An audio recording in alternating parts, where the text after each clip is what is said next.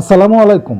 দীর্ঘদিন ধরেই কিন্তু তামিম ইকবাল খান জাতীয় দলে ক্রিকেটের বাইরে আছেন। প্র্যাকটিস করছেন।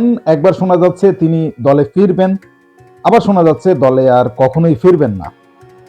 চ্যাম্পিয়ন্স ট্রফি দিয়ে তামিম ইকবালের বাংলাদেশ জাতীয় দলে ঢোকাটা এটা কিন্তু গুঞ্জন বেশ কিছুদিন ধরেই চলছিল, কিন্তু সেই গুঞ্জনে বাড়া ভাতে ছাই দিয়ে দিল যখন শাহিদ আফ্রিদির নিজের পার্সোনাল ইউটিউব চ্যানেলে একটি ভিডিও প্রকাশিত হয়। সেই ভিডিওয়ে দেখা যায় শাহিদ আফ্রিদি তামিমকে প্রশ্ন করেন যে তুমি কি জাতীয় দলে আছো না কি অবস্থা। তো সেই প্রশ্নের উত্তরে কিন্তু তামিম বলেছে যে সে জাতীয় দলে আর খেলছে না, জাতীয় দলের বাইরে ক্রিকেটটা চালাচ্ছে।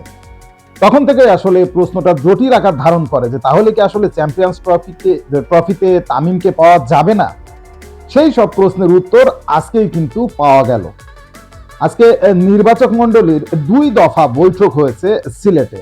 কারণ বিপিএল এর সিলেট আসরে খেলার জন্য তামিম ইকবাল মূলত কিন্তু এখন সিলেটে আছে, যেহেতু চ্যাম্পিয়ন্স ট্রফি আগামী মাসে এবং চ্যাম্পিয়ন্স ট্রফির দল ঘোষণা করতে হবে কিন্তু এই মাসের অর্থাৎ জানুয়ারি মাসের 12 জানুয়ারির ভেতরে। এই কারণে বিসিবির পক্ষ থেকে তামিমের সাথে আসলে বিষয়টা খোলসা করার জন্যই এই রুদ্ধদ্বার বৈঠক, যেখানে বিসিবির প্রধান নির্বাচক ছিল এবং তামিম ইকবাল ছিল। আসলেই বৈঠকটা খুবই জরুরি, কারণ কানও কথা অর্থাৎ বিভিন্ন লোকজনের কান কথা শুনে তো লাভ নেই। যে খেলবে তার কি পজিশন এবং তিনি আসলে কোন পরিস্থিতিতে খেলতে চান নাকি খেলতেই চান না, সে বিষয়গুলো আসলে বিসিবির জানার দরকার আছে। তো এই রুদ্ধদ্বার বৈঠকের পর যখন সাংবাদিকদের সামনে আশরাফ হোসেন লিপু আসেন, প্রধান নির্বাচক, তিনি কিন্তু বলেছেন যে তামিমের সাথে কথা হয়েছে এবং তামিম অনেক সিনিয়র প্লেয়ার, তার দীর্ঘদিন ধরে ক্যারিয়ার আছে এবং এখানে তার সম্মানও আছে। তো সব মিলিয়ে তামিম ইকবাল মূলত কিছুটা সময় চেয়েছেন।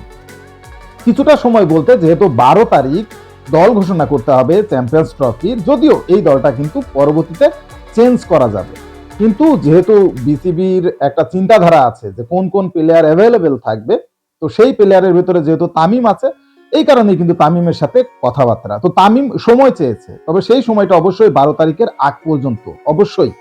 এবং তামিমের সময় চাওয়াটা আরো যৌক্তিকতা দেখছে বিসিবি, কারণ তিনি বলেছেন যে আসলে যেহেতু একটা বড় সিদ্ধান্ত এবং এটা তার পার্সোনাল সিদ্ধান্ত, সেই জায়গা থেকে সময় নিতেই পারে, যেহেতু আমাদের হাতে সময়ও আছে। তামিম ইকবাল বলেছেন পরিষ্কার যে আমি আমার কিছু বন্ধু বান্ধব এবং আত্মীয় স্বজন যারা আছে তাদের সাথে একটু আলোচনা করতে চাই, তার প্রিয় কোচেরা আছে তাদের সাথেও আলোচনা করতে চান, আলোচনা করে একটা সিদ্ধান্ত বিসিবিকে জানাবে।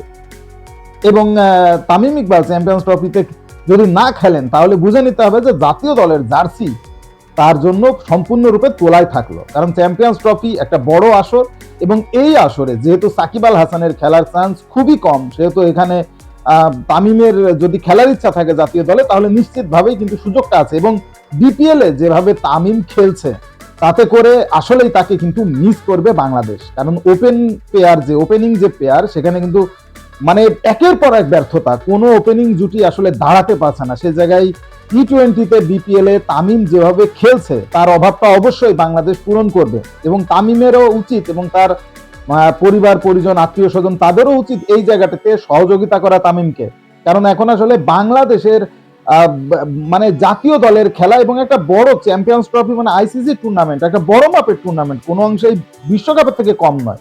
তো এত বড় একটা টুর্নামেন্টে যেহেতু তামিমের উপরে দেশ জাতি সকলেই ভরসা করতে, সেই জায়গায় অবশ্যই তার ফিরে আসা উচিত। অ্যাটলিস্ট চ্যাম্পিয়ন্স ট্রফিটা খেলে সে অবসর নিক, তাতেও কিন্তু কারোর আফসোস হবে না। অ্যাকচুয়ালি এই বড় মাপের প্লেয়ারদের সমকক্ষ কোনো প্লেয়ার আসলে বিসিবি এখনো তৈরি করতে পারেনি, এই কারণেই কিন্তু আসলে এই একটা অবস্থা। তো যাই হোক, তামিম ইকবাল, শেষ খবর হলো তামিম ইকবাল কিছুটা সময় চেয়েছে, তবে সেই সময়টা অবশ্যই এই 2-1 দিনের ভেতরেই হয়তো তিনি জানান দেবেন যে আসলেই জাতীয় দলে খেলবেন কিনা, আসলেই চ্যাম্পিয়ন্স ট্রফিতে খেলবেন কিনা। তবে আমার কাছে যেটা মনে হচ্ছে যে পারিপার্শ্বিক অবস্থা বুঝে চ্যাম্পিয়ন্স ট্রফিতে খেলা তামিম ইকবালের চান্স খুবই ক্ষীণ। আপনারা কি মনে করেন তামিম কি ফিরবে চ্যাম্পিয়ন্স ট্রফিতে? কমেন্টসে জানান। স্পোর্টসের সর্বশেষ আপডেট জানতে স্পোর্টস পেপার চ্যানেলটি এখনই সাবস্ক্রাইব করে বেল আইকন বাজিয়ে দিন। ধন্যবাদ।